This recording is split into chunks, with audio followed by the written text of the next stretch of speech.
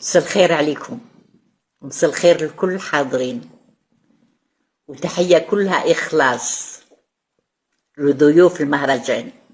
نتمنى لكم إقامة ممتعة إن شاء الله. أولا نقدم الشكر اللي حضروا هذا المهرجان، نشكركم جزيل الشكر اللي فكرتوا فيا وكرمتوني هذا التكريم، بارك الله فيكم. راني ما قدمت إلا القليل، تمنيت لو كان قدمت أكثر وأكثر وأكثر، بصح معليش، إن شاء الله نرتاح ونقدم أكثر إن شاء الله يا رب. ادعوا لي نرتاح، عيشكم. انتم الشباب